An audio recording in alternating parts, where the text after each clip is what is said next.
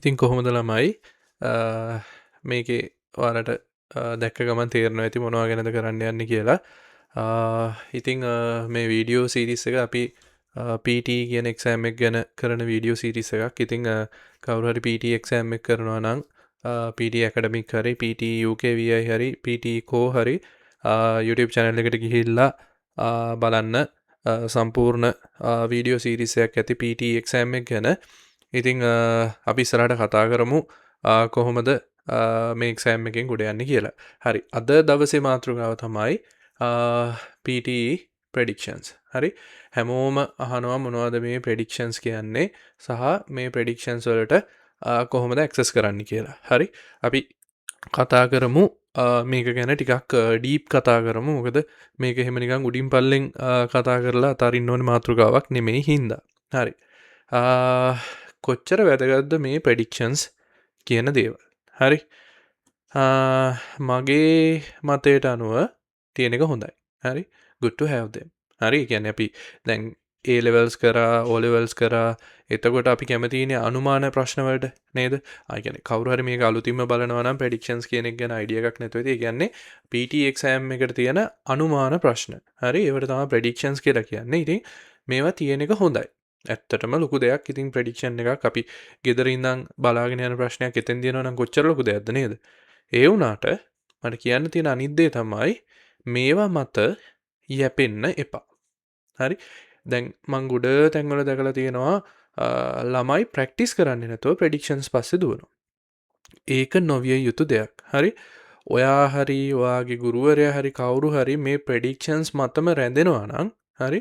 ඒක එච්චර හොඳ දෙයක් නෙමෙයි. මොකද ඔයාගේ අර ස්කිල් එක හදාගන්න තියෙන වෙලාවේ ඔයා මේ ප්‍රෙඩික්ෂන්ස් එක්කම ඔට්ටු වෙනවා නම් ඒක නොකළ යුතු දෙයක්.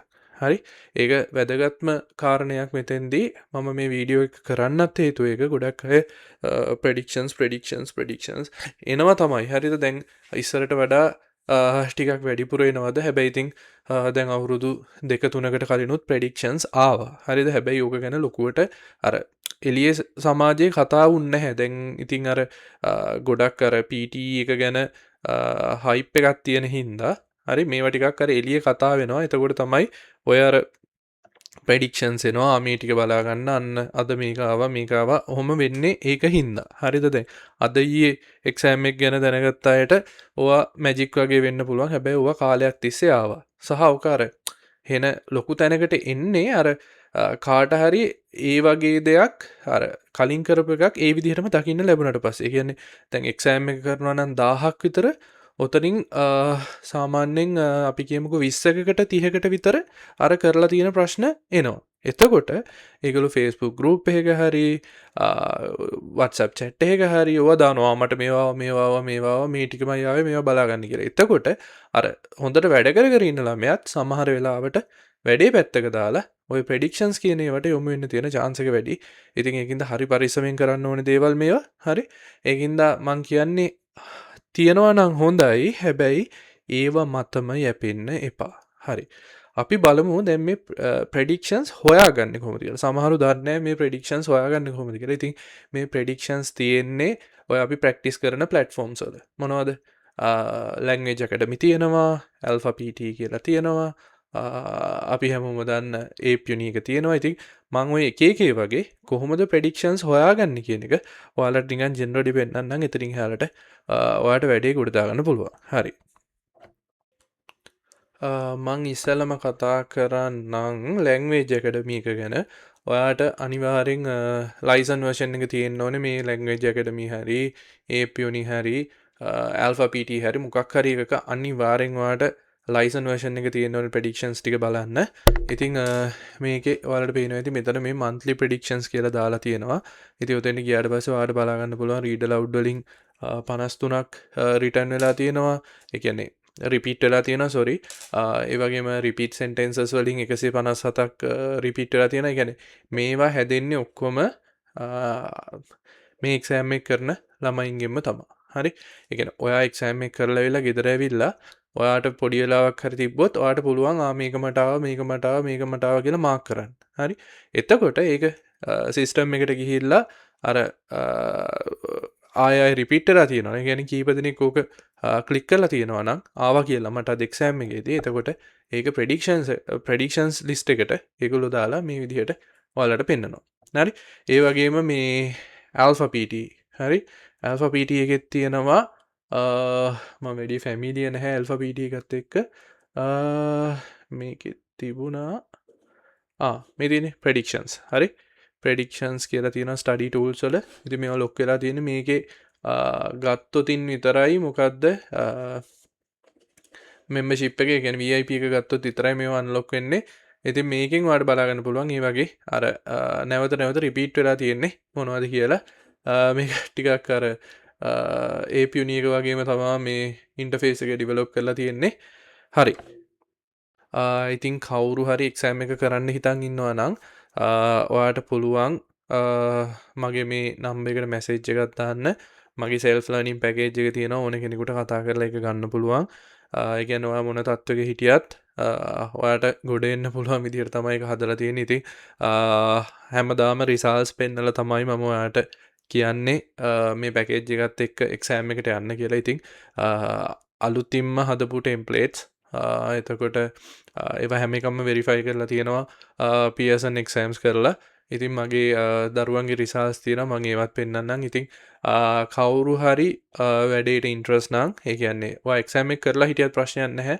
එක්සෑම් එක කරලා දැනට ඔයාට ඕනේ ලකුණු ගන්නට යන්න බැරි වෙන්න තත්ත්වයක හිටියත් ඒත් කමක් නැහැ. මට මැසේජ් එකක් දාන්න. ඔයාට මගේ self learning package එකේ අලුත්ම templates ටික අරගෙන වැඩේට බහින්න පුළුවන්. ඉතින් මේක IELTS වගේ අමාරු එක්සෑම් එකක් නෙමෙයි. හරි ලේසි. ඉතින් හරියට ප්‍රැක්ටිස් කරොත් හරි වෙලාව අරගෙන හරියට ප්‍රැක්ටිස් කරොත් මේක මහ ලොකු එක්සෑම් එකක් නෙමෙයි. සාමාන්‍යයෙන් ඔයාට කරන්න පුළුවන් දැනට මාකට් එකේ available ලේසිම ඉංග්ලිෂ් එක්සෑම් එක කියන්න පුළුවන් PT එක්සෑම් එක. ඉතින් කවුරු හරි මේක ගැන ඉන්ට්‍රස්ට් නම් නම්බර් එකට මැසේජ් එකක් දාන්න. දාලා ඔයාට කැමති නම් මගේ self learning package එක අරගෙන එතනින් ඉස්සරහට වැඩ කරගෙන යන්න පුළුවන්. එතකොට ගොඩාක් දෙනෙක් පාවිච්චි කරන AP Uni එක. හරි AP Uni එකේ ගොඩක් අය අහනවා කොහෙද ප්‍රෙඩික්ෂන්ස් තියෙන්නේ කියලා. ඉතින් ඔයාට මේ ඕනම අයිටම් එකකට ගියොත් උදාහරණයක් විදිහට අපි හිතමුකෝ read aloud කියලා. හරි. ගියාට පස්සේ ඔයාට මෙන්න මෙතනින් බලා ගන්න පුළුවන් මෙන්න මේ කියන්නේ weekly predictions. හරි. ඒ කියන්නේ මේ සතිය ඇතුළත ළඟ ආපු ඒවා. හරි. මේ තියෙන්නේ ඒ කියන්නේ monthly prediction. කියන්නේ ජනවාරි මාසය ඇතුලේ repeat වෙච්ච item. හරි. දැන් මෙතන බැලුවොත් මේ 40ක් තියෙනවා.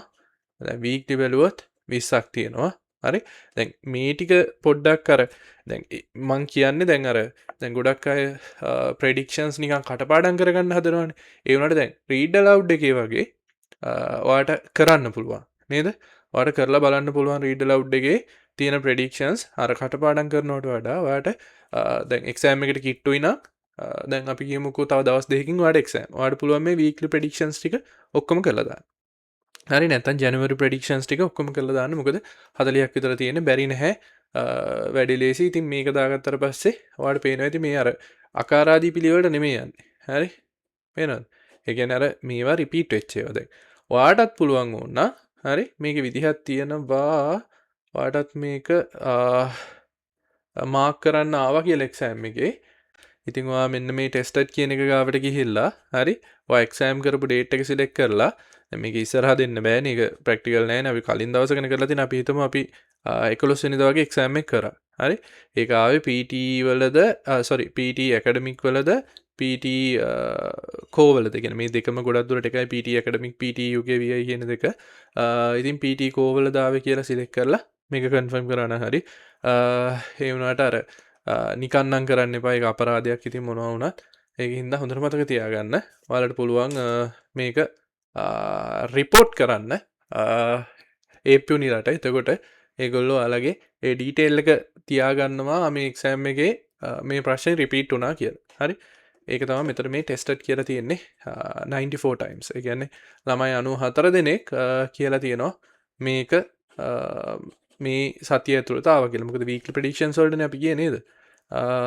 අපි ගමු fill in the blanks එකක් ගමු. හරි. මේකෙත් අපි weekly predictions වලට ගියාට පස්සේ මේකට යමු. එතකොට මේ ඔයාලට පේනවා 159 දෙනෙක් මේ සතිය ඇතුළත කියලා තියෙනවා මේක ආවා කියලා. හරි. ඔයාලට පුළුවන් ගිහිල්ලා PT academic හරි PT UKVI හරි කරා නම් මේක මාක් කරා කන්ෆර්ම් කරා නැත්නම් PT කෝ නම් මේක දැම්මා මාක් කරා. හරි. එතකොට අර මේකන ගොඩක් අය දන්නවා. ඉතින් ඔයාලට මේකේ අර කතා ඒ කියන්නේ මේක ඔයාලට අමාරු එකක් නම් ඔයාලට මේ විදිහට ටැග් කරගන්න පුළුවන්. රෙඩ් වලින් ටැග් කරගන්න පුළුවන්. අමාරුම එකක් නම් ග්‍රීන් වලින් ටැග් කර. ඒක කොහෙටවත් යන්නේ නැහැ. ඒක ඔයාගේ රෙෆරන්ස් එකට විතරයි ඔයාලට එක් කරගන්න පුළුවන්. ඉතින් ඕක තමයි ප්‍රෙඩික්ෂන්ස් ගැන කතාව. ඉතින් ඔයා දැන් මේ වීඩියෝ එක බලනවා නම් මම කියන්නම් කොහොමද රිසල්ට්ස් බලන්න යන්නේ කියලා. ඒ කියන්නේ මගේ කෝස් එක අරගෙන කරලා එක්සෑම් එකේ හොඳට රිසල්ට්ස් දාපු ළමයි සාමාන්‍යයෙන් දවසට එවන කීප දෙනෙක්ගේ මම රිසල්ට්ස් YouTube එකේ ෂෙයා කරනවා. නැත්නම් මගේ නම්බර් එක සේව් කරගෙන මට මැසේජ් එකක් දාලා තියන්න. ඔයාලට හැමදාම ස්ටේටස් බලන්න පුළුවන්. ඉතින් මෙන්න මේ ලින්ක් එකට ගියොත් මේ වීඩියෝ එකේ හරි කමන්නේ පළවෙනි කමෙන්ට් එකේ තියෙන මෙන්න මේ ලින්ක් එකට යන්න. ඉතින් ගියාට පස්සේ ඔයාලට බලා ගන්න පුළුවන් මේ එක්සෑම් එක කොට දාපු දරුවෝ ඕනේ තරම්. ඉතින් අපි දැන් මේ ජනවාරි පටන් ගත්තා. ඉතින් ජනවාරි පටන් ගත්තේ ලොකු රිසර්ච් දෙකකින්.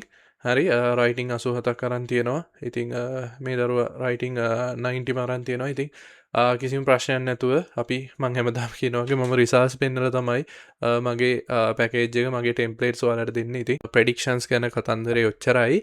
අර මං කලින් කිව්වා වගේ හොඳට මතක තියාගන්න. ඔයාලට තව වැඩ කරන්න ඕනේ නම් ඔයා තව ප්‍රැක්ටිස් කරන්න ඕනේ නම් පුළුවන් නම් ප්‍රෙඩික්ෂන්ස් කරාට කමක් නැහැ දවසකට. හැබැයි ඔයාලට වැඩ කරන්න තියෙන පැය 3ක් නම් පැය 3ේම ප්‍රෙඩික්ෂන්ස් වල ඉල්ලලා ඉන්න එපා. ඔයාලට අමාරු තියෙන මොනවා හරි ප්‍රැක්ටිස් කරන්න ඕනි කියලා හිතනවා තියෙනවා නම් ඒකට පැය 2මාරක්ම දෙන්න.